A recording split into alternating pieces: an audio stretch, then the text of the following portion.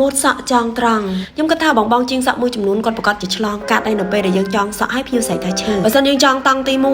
អត់អីទេប៉ុន្តែពេលដែលយើងចងចូលតង់ទី2តង់ទី3គាត់ប្រកាសជាស្រីថាចាក់កន្លែងនេះចាក់កន្លែងនោះតាក់សក់អីចឹងហើយពេលខ្លះយើងធ្វើឲ្យបានគាត់ចាក់តាគៀបចាក់អីព្រោះនៅពេលដែលយើងចងច្រើនកស៊ូនឹងវារឹតណាវារឹតចឹងទៅតាគៀបគឺចាក់ចូលស្បែកក្បាលភ្ញៀវតែថ្ងៃនេះខ្ញុំនឹងបង្រៀនអ្នកទាំងអស់គ្នាពីកលឹះក៏ដូចជាតិចនិចសំខាន់នៅពេលដែលយើងធ្វើម៉ូតសក់ចងត្រង់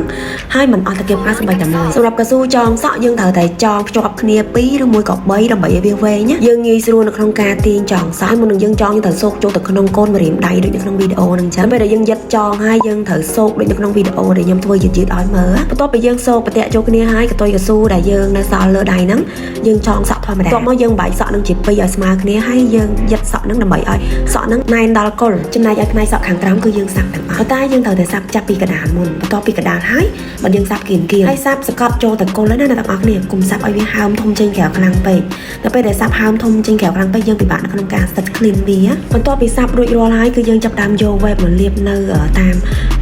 គល់សក់លាបឲ្យសប់តាមជើងសក់ហើយបើយើងចាប់ដើមពេលសិតសក់ត្រូវលើកសក់ឡើងឲ្យខ្ពស់ៗដើម្បីយើងសិតទៅតាមដំណេករបស់សក់បើសិនជាសក់ភ្ញៀវវែងហើយច្រើនអ្នកនរគ្នាអាចមូចូលដៃដូចខ្ញុំទៅបើសិនជាយើងអត់មានអ្នកជួយកាន់សក់ពេលដែលយើងលើកសក់ឡើងអស់យើងងាយស្រួលនៅក្នុងការ clean សិតសក់ទៅសក់យើងស្មើដល់ពេលដែលយើងសិតសក់ស្អាតហើយយើងចាប់ដើមចងសក់គឺចងសក់បែបហ្នឹងដដែលនិយាយទៅឲ្យទៅដល់ចំណុចដែលយើងចងសក់សូកកស៊ូចូលហ្នឹងគឺខ្ញុំដាក់វីដេអូយឺតឲ្យមើលដើម្បីអ្នកនរគ្នាមើលតតែអ្នកនរគ្នាចេះចងសក់បែបនេះគឺយើងអត់ចាំបាច់អស់តាគៀបខ្មៅសូម្បីតែមួយហើយញៀវគាត់កម្រស្រ័យតែឈឺក្បាលចាក់តាគៀបចាក់អីបន្ទាប់ពីចងសក់រួចរាល់ហើយយើងចាប់ដើម clean សក់យើងលាប web តាមជើងសក់ឲ្យស្អាតបន្ទាប់មកបាញ់ spray ដៃយើងច្បូចឲ្យស្អាតបន្ទាប់មកចាំយើងបន្តចងសក់ផ្នែកខាងលើទៀតហើយដល់ពេលដែលយើងចងសក់តង់ទី2ហ្នឹងហើយយើងឆ្លាញ់សក់ហ្នឹងឲ្យឈរឡើងប៉ុណ្ណាគឺយើងទាញសក់បាញ់ឡើងទៅចងសក់ហ្នឹងឲ្យឈរហើយបើយើងចាប់ដើមសាប់ផ្នែកខាងលើបើសិនជាយើងសាប់ផ្នែកខាងលើហើយបើយើងចាប់ដើមចងតង់ទី2ហ្នឹងគឺសក់យើងអត់ឈរទេសក់យើងនឹងរៀងបាក់កលាក់វាបាញ់ឈរឡើងស្អាតហើយមូលហេតុដែលខ្ញុំទុកផ្នែកខាងលើហ្នឹងសាប់ចងតាមក្រោយដើម្បីឲ្យមើលឃើញទម្រង់ក្បាលរបស់យើងមូលឬក៏ខ្ញុំចង់បានរាងស្រួចអីចឹងព្រោះបើសិនជាយើងចងទៅទាំងអស់ខាងលើហ្នឹងអាចនឹងឃើញកប៉ិតហើយពេលដែលយើងធ្វើឌីមេទៅទៀតគឺមើលទៅខាងក្រោយហើយនិងខាងមុខហ្នឹងអត់សូវស៊ីគ្នាទេដោយសារតែផ្នែកខាងលើឃើញផតអីចឹងទៅហើយចងសក់តង់ទី3ហ្នឹងអ្នកទាំងអស់គ្នាត្រូវប្រយ័ត្ននៅពេលដែលយើងសាប់ចឹងទៅយើងត្រូវការខាងលើឲ្យកំពុងដល់ពេលយើងទាញសក់ទៅខ្លាំងអាចនឹងខូចផ្នែកខាងលើម៉ូតសក់ហ្នឹងសាមញ្ញទេប៉ុន្តែយើងត្រូវការថ្នមដៃបំផុតមិនឃើញខ្ញុំទាញកស៊ូអញ្ចឹងគឺដៃខ្ញុំធ្ងន់ពេលដែលខ្ញុំទាញកស៊ូគឺខ្ញុំថ្នមខ្លាំងមែនតើចងសក់ហើយយើងឆ្កឹះទម្រង់សក់យើងឲ្យស្អាតបន្ទាប់មកយើងចាប់ផ្ដើមធ្វើឌីមេផ្នែកឌីមេគឺយើងចែកជា2យើងសាប់ផ្នែកខាងក្រោមមុនដើម្បីសក់នឹងឲ្យវាក្បឺតស្មើគឺយើងធ្វើផ្នែកខាងក្រោមមុនសាប់តិចៗឯអ្នកទាំងអស់គ្នាយើងអត់សាប់ច្រើនទេសាប់ដើម្បីមានគោលដើម្បីនៅពេលដែលយើងប៉ានទៅអត់ឃើញសក់យើងកប៉ិតដល់ស្បែកក្បាលខ្លាំងបន្ទាប់ពីសាប់សក់រួចយើងកុំភ្លេចលាប web តាមជើងសក់ឲ្យស្អាតហើយយើងប្រើខែសិតឌីមេហ្នឹងគឺយើងសិត direct ទៅឲ្យទាញឲ្យរៀងតឹងឲ្យហើយម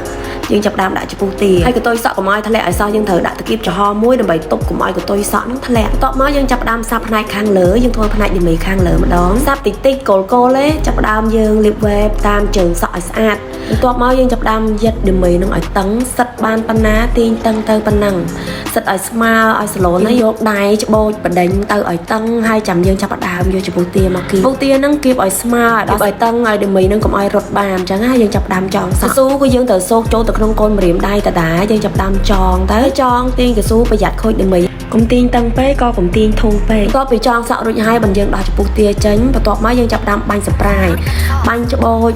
ូចឲ្យតាមទំនេរសក់បាញ់តោះតែយើងមានអារម្មណ៍មួយថាសក់នឹងជាប់ហើយវាអត់ហើបអត់រើអញ្ចឹងរួចហើយចាំយើងបន្តទៅធ្វើផ្នែកខាងក្រៅបន្ទាប់មកយើងចាប់ដើមចងសក់តង់ទី2ចង់ឲ្យឃ្លាតពីគល់តិចទៅដើម្បីឲ្យសក់យើងឈរស្អាតពេលចងសក់កុំភ្លេចណាទាញសក់ឲ្យឈរហើយចាំយើងចងហើយទាញសក់ប្រយ័ត្នខូចឌីមេណាចងសក់ពេលដែលយើងទាញសក់គឺយើងត្រូវតែចេះថ្នមខ្លាំងមែនតើដើម្បីកុំឲ្យខូចឌីមេព្រោះផ្នែកខាងលើក៏សាប់ឌីមេក៏សាប់អូខេចងសក់រួចរាល់ហើយយើងអាចចងត្រង់ក៏បានធ្វើម៉ូតសក់ឡនក៏បានដែរនៅពេលដែលយើងចងសក់បានឈរស្អាតគឺទម្រង់សក់យើងស្អាតអត់មើលមកចំហៀងមើលមកពីខាងក្រោយគឺឃើញសក់យើងឈរបាញ់ចេញស្អាតមកតើឥឡូវចូលដល់វគ្គតិចនិចរុំសក់ម្ដងរុំសក់យើងត្រូវយកសក់ផ្នែកខាងក្រៅទាញមកឲ្យតប៉ែតមកយើងចាប់ដើមលាបទីបពណ៌ក្រហមណាទីបក្រហមហ្នឹងគឺសម្រាប់រុំសក់គឺអែមហ្មងសក់ចង់គួយក្បត់មិនក៏អត់ជូរដែរហើយរុំសក់គ្រាន់តែមានទីបក្រហមហ្នឹងមួយយើងរុំ direct ទៅរហូតមកបដាបាញ់ spray បដាលាប gel នឹងបដាយើងចង់ផ្លុំក៏បានអត់ផ្លុំក៏បានដែរតែបើសិនជាសក់នឹងអ៊ីកយើងផ្លុំទៅមកសក់ហ្នឹងខ្ញុំត្រូវដាក់ជប់អញ្ចឹងខ្ញុំដាក់ជប់ឲ្យហើយបើខ្ញុំចាប់ដើមគៀបឲ្យស្អាតខ្ញុំគៀបចាប់ពីស្រទាប់ក្រោមរហូតដល់ស្រទាប់លើអញ្ចឹងដើម្បីឲ្យសក់យើងឲ្យលាស់ស្អាតបន្ទាប់មកយើងជោគសក់តាំងពីផ្នែកខាងក្រោមមកសក់ត្រូវតែជោគសក់ឲ្យស្មើបើយើងសាប់សក់ស្មើស្អាតស សក់នៅពេលដែលយើងសាប់យើងទៅទាញសក់ឲ្យឈរឡើងដូចនៅក្នុងវីដេអូហ្នឹងអញ្ចឹងហើយសាប់តែកុលកុលឯណាគ្រាន់តែយើងសាប់រៀងធំរៀងច្រើនតិចសាប់ហើយពេលតម្លាក់ចូលកុំភ្លេចហែកឲ្យរៀងធំផងណាពេលដែលសាប់ហើយកុំភ្លេចបាញ់ស្ប្រៃនៅកុលសក់ផងដើម្បីឲ្យសក់ជាប់